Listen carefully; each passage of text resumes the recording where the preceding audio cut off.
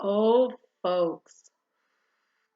Now, I know that I've been promising you a video on the whole Judge Duffin response, but before I do that, before I talk about this final order, I wanted to talk about this new response that came down from Brendan Dassey's attorneys with regards to the bond hearing and the response that they got. This is basically Laura Nyrider's response to Brad Schimmel, the Attorney General of Wisconsin. This shit's great. I'm not going to read you the whole thing. Link below. You know me. But I am going to go through some of it where it's basically like a massive bitch slap. This is the legal version of a bitch slap, kids.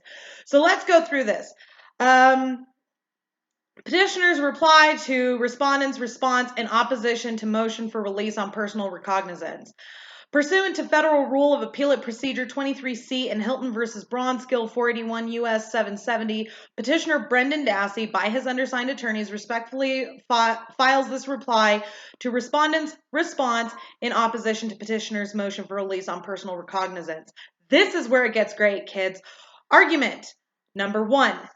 This court has not already addressed petitioner's request for bond.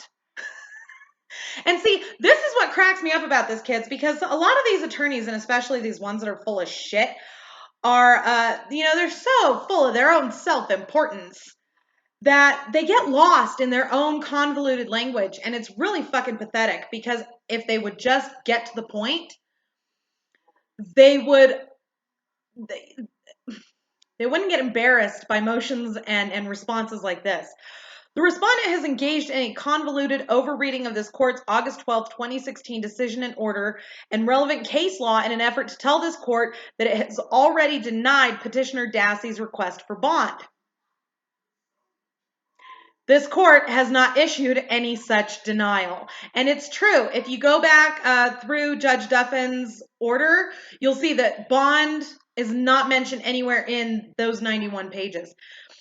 This court's August 12, 2016 grant of habeas relief was 91 pages long. Its decision and order was filled with meticulous detail and careful analysis of legal arguments that have been fully briefed and counter-briefed by both sides. But across those 91 pages, this court did not once mention the word bond. Now, this is the thing, kids. The law is a lot of interpretation. And that's why we have lawyers. That's why we have judges. That's why we have juries, is because the law in and of itself is subject to massive interpretation. So when you've got two sides going at it like this, there's a possibility that you can make your interpretation of the law be the one that wins out. But when something isn't even mentioned in a court order, there's no room for interpretation there. The legal precedences are very clear cut on this. Neither did it address the presumption of release contained within Federal Rule of Appellate Procedure 23C, discuss the factors that govern Rule 23C, or order the parties to provide information necessary to analyze such fact-bound Hilton factors as risk of flight or future dangerousness. There's a simple reason for these omissions. The court was not issuing a bond ruling. It was not touching the idea of bond at all. It was touching the conviction, period, end of fucking story, and what the conviction was based on. You see the difference there, kids? Now, there is a simple reason for these omissions. The court was not issuing a bond ruling. Indeed, to suggest that the court's otherwise careful and deliberate decision and order contains a sotto voce denial of bond, when no bond motion was pending or even possible. It's like trying to find a hidden message in a record played backward. It is misguided and a futile exercise. Laura Nyrider, you are my new hero. This is beautiful. In essence, what she just did in that one paragraph is she took Brad Schimmel's entire argument against releasing Brendan Dassey on bond, and she bitch slapped him with it. She essentially said, you're full of shit. You're trying to convince the court that your shit is true, that your shit has merit, but there's no way for you to convince the court that your shit has merit because you're full of shit. The respondent argues that this court's stay order may be interpreted as a bond ruling, but the identical arguments was roundly rejected in Woods versus Clussen. Again, this is where you find the citations of different court cases throughout history. They'll do this in order to set legal precedents. There, the respondent argued that the district court's stay order, which had been issued before the petitioner filed his Rule 23 bond motion, should be interpreted as an unstated initial order denying bond. That in turn meant that the petitioner's bond should have been directed to the Seventh Circuit Court of Appeals, blah, blah, blah.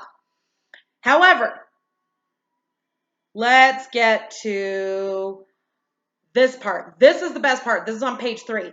The respondent's attempts to transform this court's silence into a decision against release by proposing a new rule of law that is neither authorized by Rule 23 nor supported by case law. Get this shit. According to the respondent, when a district court intends to stay its grant of habeas relief while also releasing a petitioner on bond pending appeal, it does so either by issuing a partial stay or denying a stay altogether. On the other hand, the respondent posits a court that means to deny bond pending appeal simply orders the judgment stayed on appeal. These are two completely separate ideologies here, kids. These are two completely separate I'm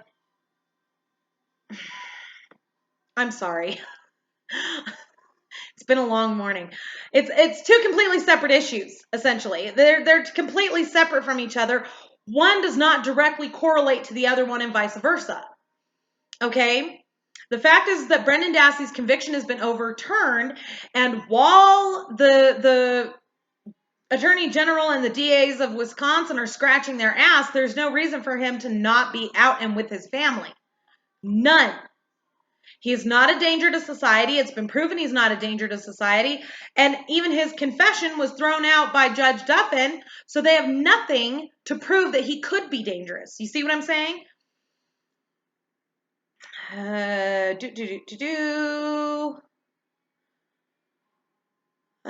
It draws a contrast, in short, between the bond implications of a partial stay, in which case it suggests bond is granted, versus a full stay, in which case it suggests bond is denied.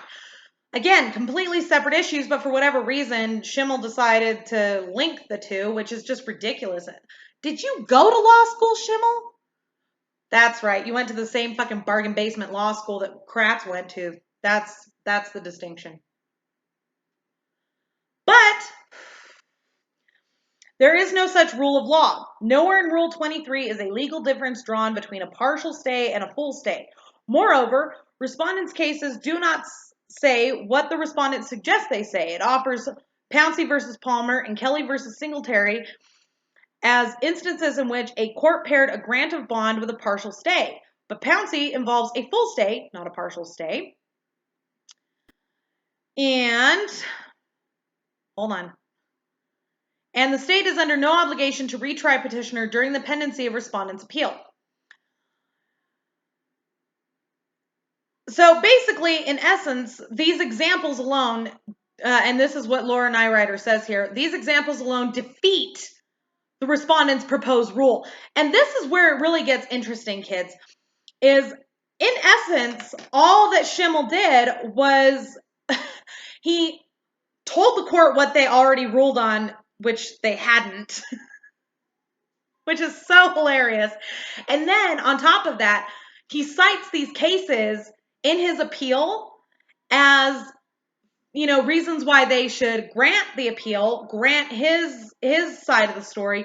But the citations that he gave to the court as reason why his side of the story is the one that they should buy into completely defeat what he's trying to say. He gave them the ammunition to shoot him down, essentially. What do you expect from a guy who was in a band with Ken Kratz? And we found out the name of the band. The band was called Alibi. And I shit you not, on the bottom of the poster it says, "We'll tell them you were with us." Ew. I saw that picture and I was like, oh my God, I need a shower. I feel so violated. But at any rate, kids. So, I'm going to leave the link for this whole thing down below in the description. You guys are going to crack up when you read the whole thing. It's fucking great. I will be doing another video in the relatively near future. I'm going to stop giving actual time frames. Shit always happens. On Judge Duffin's response, and I will be doing a new video on the David Thorne case regarding Yvonne Lane's coroner's report. So don't forget to subscribe to me here on YouTube. Don't forget to follow me on Twitter, Mama Phoenix 6. And if you go on over to the About page here on my channel, you'll find everything from my fan merch page to my blog to my Pinterest boards. So thank you all very much for watching, and we'll see you soon.